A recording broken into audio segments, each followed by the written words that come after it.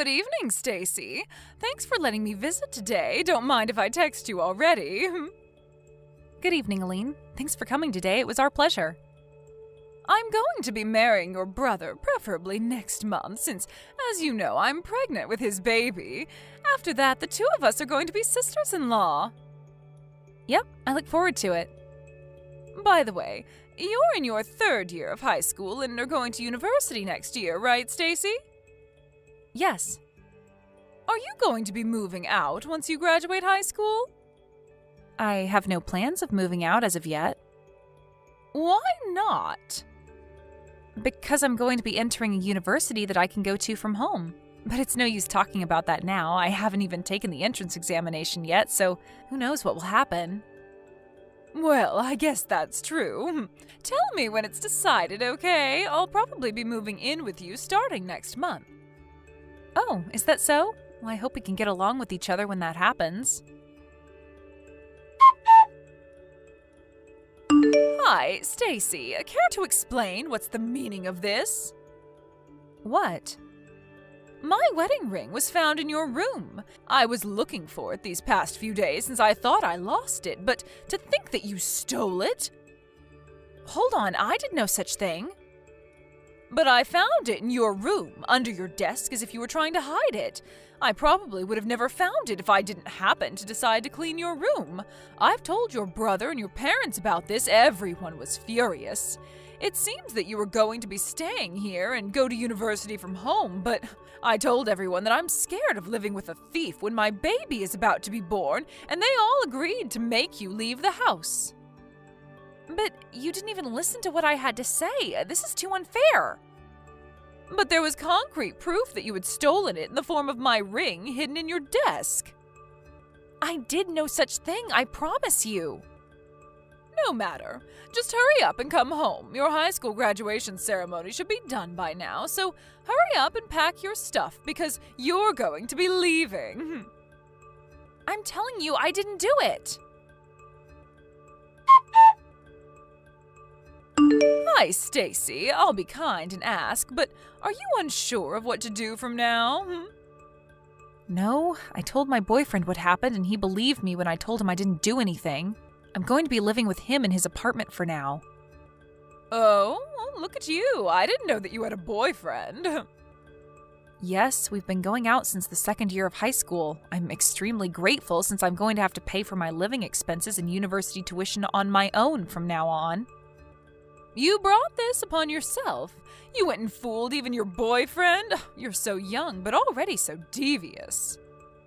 I didn't do anything, but don't worry, I have no intention of returning home.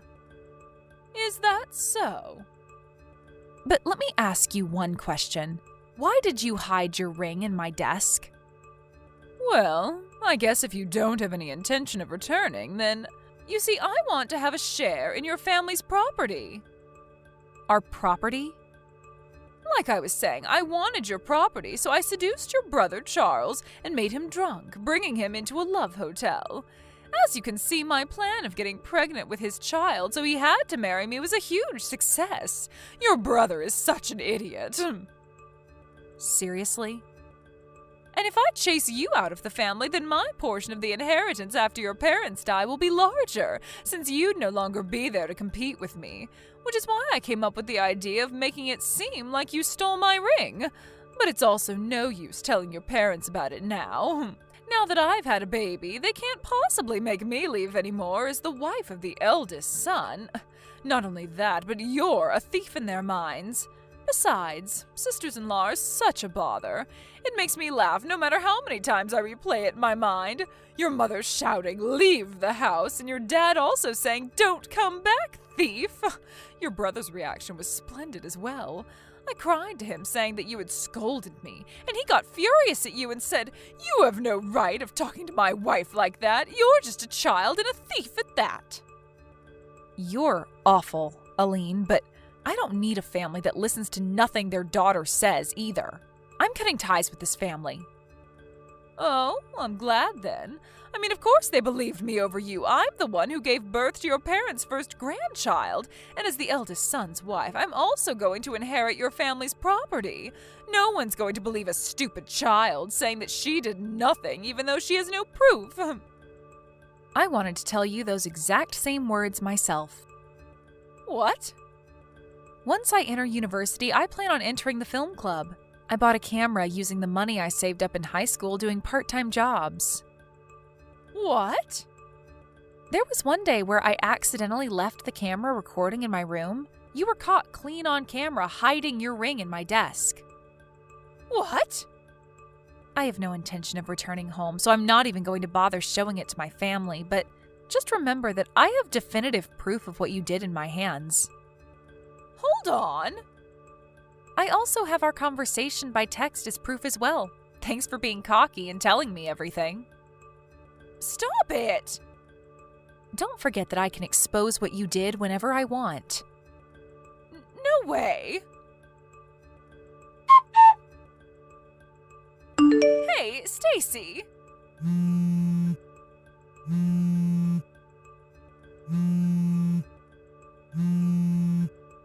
Stacy! Just what do you think you're doing?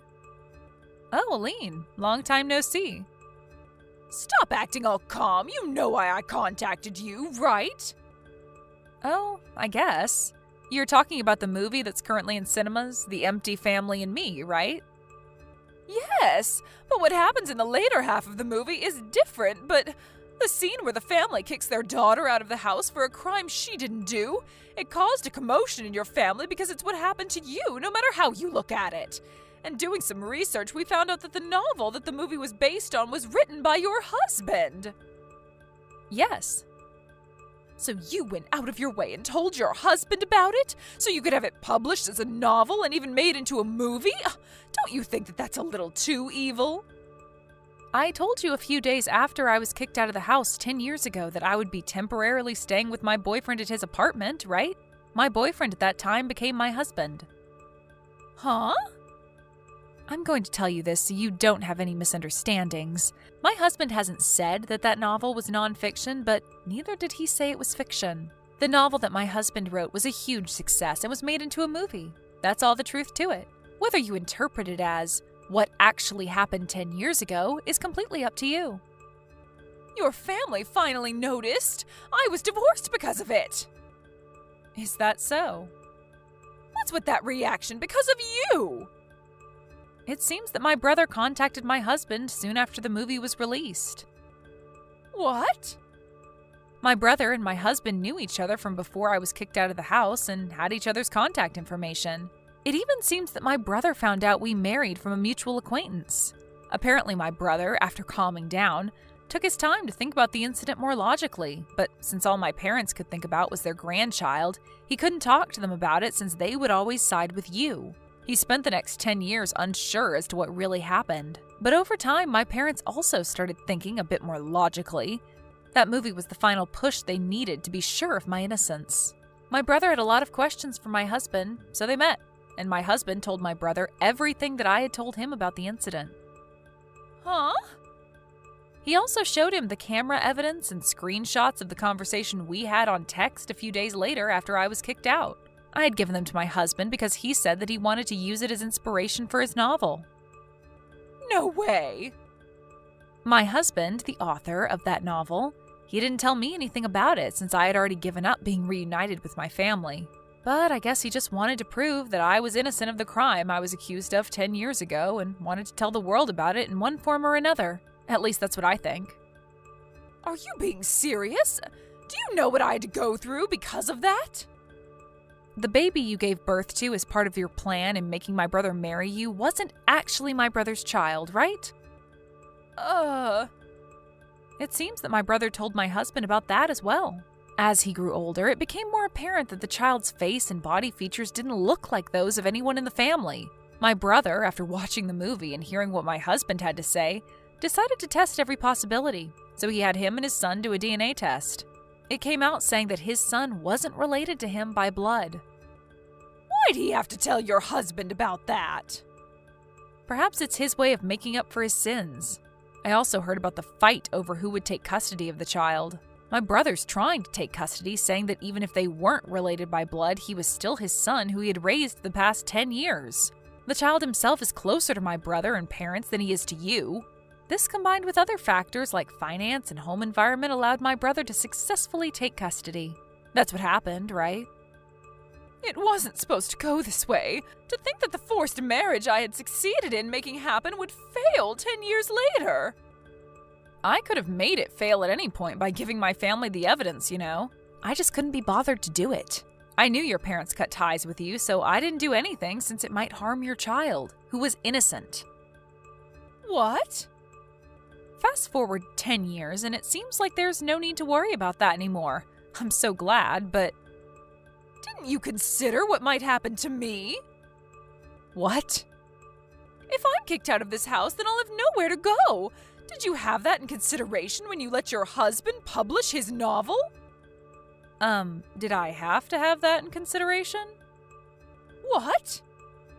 You're an adult, right? There's no need for me, a stranger, to have your well-being in consideration. You're not a child who can't live without the help of adults. What? Well then, I guess that's all I have to say. Hold on, Stacy. No matter what you say to me, there's nothing I can do for you. Not that I would, even if I could, though. Stacy, we were sisters-in-law even if it was just a few months. Surely you must have some compassion left for me. There's no way I would have any compassion for someone like you. Goodbye. A few days later, I got a letter from my family apologizing for what they did, thanks to my husband's words saying that you should at least accept the apology as a way to put an end to this business. The stubborn feelings I had towards my family lightened just a bit, so I promised to exchange New Year's letters with them, even though I have no intention yet of coming home. My ex-sister-in-law Aline, on the other hand, it seems that thanks to the kindness of my brother, she was excused of having to pay child support in exchange for her division of property following the divorce.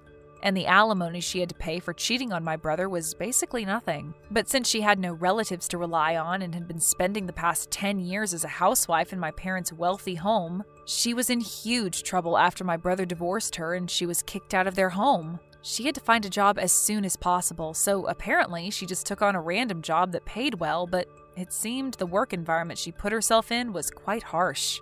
Now she's forced to work every day on the verge of having a mental breakdown.